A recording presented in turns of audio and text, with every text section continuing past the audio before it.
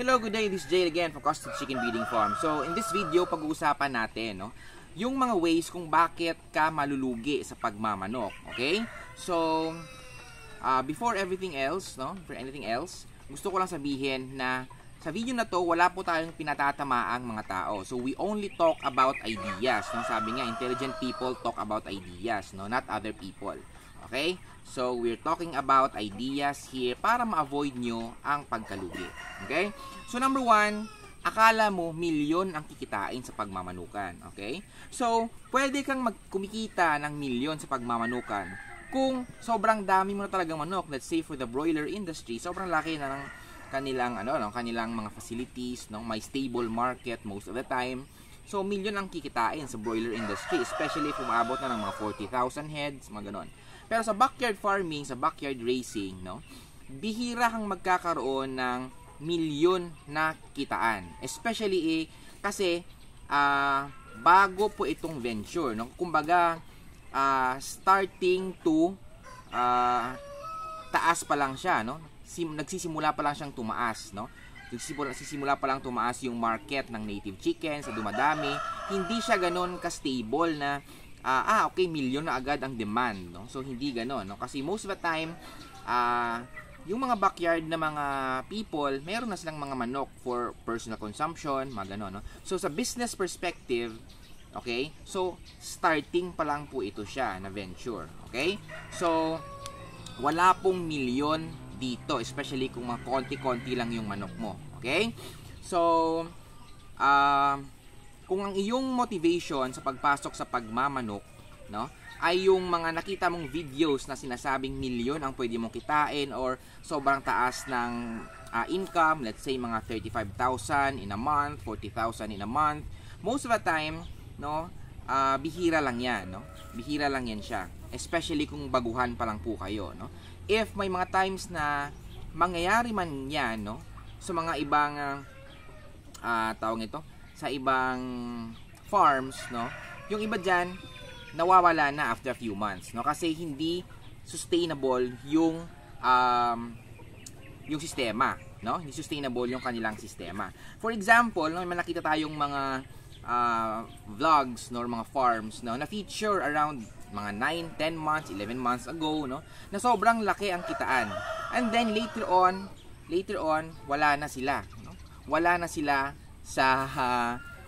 wala na kanilang farm. Nalugi na sila. So, kumbaga, kung i-graph mo yan siya, sa start, malaki ang kanilang kita, stable na malaki, and then biglang blagadag, So, wala na agad market. So, what happens there most of the time, especially kung sa heritage na industry, first few months, ikaw lang yung may manok, Binibentahan mo lahat, especially kung murang-mura ang pagbenta mo ng iyong mga manok, Binibenta mo siya ng madamihan, binibenta mo siya as itlog, So, ang nangyari is, malaki ang kita mo, malaki. And then, after 6 months, kasi yung customers mo are on their, breeders na rin sila, So, what happens is, next 6 months, kompetensya na kayo. So, dahil madami kang nabentahan ng mura, ang nangyayari is, lahat kayo breeders na, right? So, lahat kayo breeders na, and malaki ang kita as a breeder, lahat kayo breeders na, before you know it, wala ka ng market, So, malaki ang kita, biglang blagadag, wala ka ng market. So, most of the time, yun ang nangyayari, Especially sa ating mga Pinoy na very uso yung gaya-gaya, So, gaya before, Yung pag-uso ng durian lahat, ng palm oil tree ba yan? So, lahat na gano'n na din, And to the point na bigla siyang nagmura. So, gano'n din sa pagmamanuka, Biglang dami ng heritage, biglang pagpak, wala ng market. So, ganun ang mangyari. So, hindi po milyon ang kitaan. So, you should think of a more sustainable na market. So, pwede kayong mag-start ng maliit and then you try to stabilize, i-master mo siya and then saka ka mag-slowly increase, So, pwede yan through focused na venture na all in all out approach. So pwede yan sa table egg production. You start with let's say 50 heads ng layers and then nakita mo okay okay ang market ko, na-establish ko na ang market ko, na-establish ko na yung mga sistema sa pagmamanok, no? So alam ko na ang ipakain, anong kailangan bigay sa ganitong edad. And then later on, the next season, you try to increase it to 100. So you slowly increase, no? Kung ang graph ng iyong income ay pa ganon, no? Paakyat. So hindi siya yung malaki biglang blagadag, no? So ganun din sa purely growing, no? Pwede kang mag-start with 25 heads and then may market ka, you establish a good market, no? After that, you go to 50 and then to 100, 150. So there is a potential for growth. Ito sinasabi ko most of the time. May potential for growth, no? Tumataas ang income mo slowly, okay? And sustainable siya, no? Kasi na-establish mo yung na-establish mo yung connection with the market, the customers. So yun yung mga posibleng gawin, no, to avoid na malugi. So kung sa breeding naman, pwede din, no? You can pursue yung dominant CZ, no? Yung sa dominant CZ, they are also offering yung mga breeding perspective or na breeding na mga materials, no? Ako before nag-offer din ako ng KBS but hindi ko na in-offer considering na wala masyadong interested, no? So stop ko na siya and focus ako sa breeding for meat. Okay? So and then pwede ka ring mag-pursue ng heritage breeds but again, you should be more dapat gagawin mo talagang assignment mo sa heritage breeds, no? Ano ba ang demand sa market ngayon? May demand pa ba sa market or wala? Okay? So, ako ino-observe ko 'yan. So, you'll see in the next few weeks, no, may offer ako sa market na pure breeds, no? Kasi alam kong lugi na lahat, no? So, 'yun. Anyway, again, mas maganda yung naka all in all out approach ka, sustainable growth, no? Slowly. Okay. So, next, kung again, walang milyon sa manukan agad, no? So, most likely malulugi ka if 'yun ang iyong motivation. So, number 2, gusto mong makatipid agad. Okay. So, bakit ito naisip, no? Especially sa mga, madami nagtatanong sa akin, Sir, anong alternative feeds ang binibigay mo? Sir, anong ganito ganyan, no? So, or nakita ko kasi doon, cabbage lang binibigay, or pechay lang binibigay, or madre de agua, or azola lang binibigay, malaki ang kita. So, how true is that? So, I don't know, no, kung gaano siya katotoo, but this is from my experience last night, no? May nag-chat sa akin kagabi, Sir, ano ang possible reason bakit hindi nangingitlog ang aking mga manok? So they are Rhode Island Reds, 150 heads, 2 months nang hindi nangingitlog. Only to find out, ang kinakain ng kanyang mga manok ay yung isang type ng feeds na mura. Mura siya plus nagbibigay siya ng mga cabbage every day, no? So, the way I see it, hindi enough ang nutrients na nakukuha ng mga manok based sa kanilang pagkain. So, kung gusto mo ngang nakatipid ka nga sa pagkain, mura yung feeds, no? Nakatipid ka nga, pero wala ka namang income kasi walang itlog yung mga manok mo. So, it defeats the purpose of having a business, no?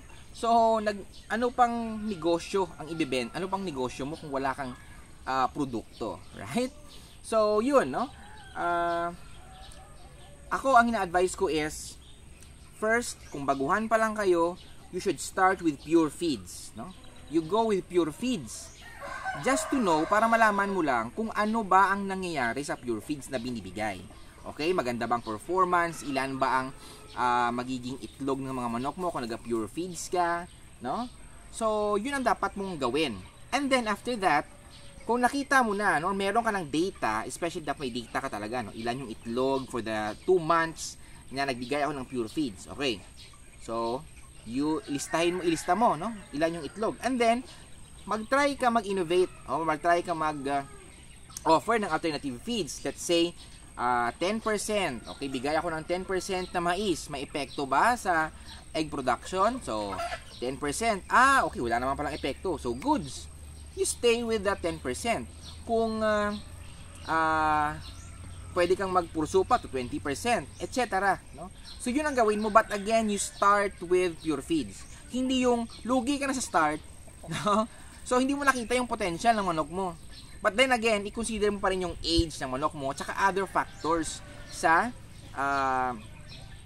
iyong mga manok. Okay?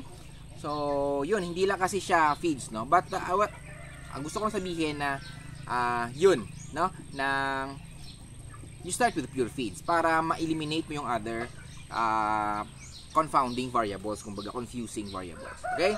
So, next is, number 3, wala kang time. So, pag wala kang time sa iyong mga manok, malaki talaga ang tsansa na malugi ka. Bakit?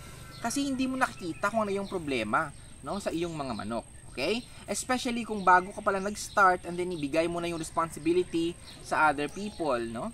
So, malaki ang chance na malulugi ka talaga niyan. Hindi ka nag-monitor ang mga manok mo, kamusta na ba sila? So, nagkasakit ba sila? Okay, nakakain ba sila ng tama? Ginagawa ba ng trabahante mo yung dapat niyang gawin, no? So, ako everyday andito ako sa aking growing area. Bagong lipat itong mga manok na to, no?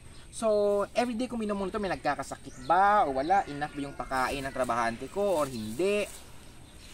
Tapos, kinakamusta ko, nakakauwi ba sila sa kanilang bahay every night, no?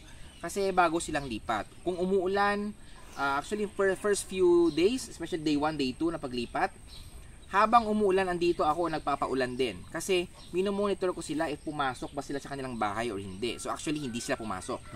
So, imagine if ikaw yun, iniwan mo sa iyong trabahante na hinayaan mo lang yung mga manok mo, no? Naulanan. So, pag naulanan sila, mamamatay sila, lugi ka naman. Malaking kalugi na naman yun. Or magkakasakit sila, bibili ka naman ng antibiotics. So, malaking lugi. Okay?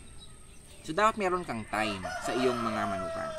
Next is, again, hindi mo iniisip yung sustainability, no? Na-explain ko ito kanina, no? Hindi mo iniisip ang sustainability. Doon ka lang talaga agad sa, okay, malaking kita nito. But then, ano kaya mangyayari sa future? No? Anong mangyayari sa future nito? May market pa ba ako nito or wala? Okay? So, yeah, ganun, no? So, sa aking farm, that's the reason why very limited lang yung in-offer ko sa market, no? Kasi iniisip ko rin yung sustainability ng aking farm. So, nag-focus lang talaga ako sa meat production. Okay? So, yun, sustainability. Next is, kulang ka sa kaalaman. Okay? So, kulang ka sa kaalaman, no? Gusto mo lang pumasok agad. Just like yung explain ko kanina, no? 150 heads. 150 heads na manok. Pinakain mo lang ng, actually, ang pinakain is maintenance feeds, no? Hindi breeder feeds. So, kung kulang ka sa kaalaman, basically, malulugi ka talaga, no? Hindi mo alam na may sakit pala manok mo, hindi mo alam na mali ang kanilang kinakain, no? Mali-mali ang feed formulation mo, no? So, yun, madami pang mga other factors na ikalulugi mo pag kulang ka sa kaalaman, no? So, kaya hindi ako nagmi-mix ng aking feeds kasi kulang ako sa kaalaman sa nutrition, no? May mga specialista diyan, no? May mga tawag ito, may mga professionals diyan. So hindi ako poultry nutritionist. Bakit pa ako magmi-mix ng feeds, right? Na wala akong enough data to experiment. So yun. So kapag kulang ka sa kaalaman, malugi ka talaga. So you invest in knowledge, no? Sinabi ko to sa almost almost all. Sa madami kong videos, no? Kapag kulang ka sa kaalaman, malulugi ka talaga. So, it's better to invest in knowledge. You attend seminars. Okay? By the way, pwede kang mag-subscribe sa aking YouTube channel kasi most likely, gagawa ako ng seminar type na videos sa YouTube. Okay? And last, again, sinabi ko to last time, pag wala kang passion. Pag wala kang passion sa pagmamanok, pumasok ka lang because of pera, no? So, malaking chance malulugi ka talaga. Okay? Ako, personally, hindi naman ganun kalaki ang kita ng farm, no? Pero, may passion kasi ako sa pagmamanok. So, even if may mga times sa sobrang daming deficits, no? May mga months na sobrang daming lugi, continue pa din, no? Kasi, passion ko ang pagmamanok, no? And, yun, tulad sa atin, no? Pagpili ng ating profesyon, no? Ano bang reason bakit pinili yung pagdodoktor, pag-nurse, pag-i-engineer, no? Kasi most likely, passion mo yun, na tumulong in the future, etc. So, ganun, no? If wala kang passion dito, I suggest maghanap pa na ng other ways, no, na maka-earn. Okay? So, ito lang muna for now, no? So, bago ko ito naisip ng mga discussions. So, that's it. So, this is Jerry again from Custom Chicken Breeding Farm and good day.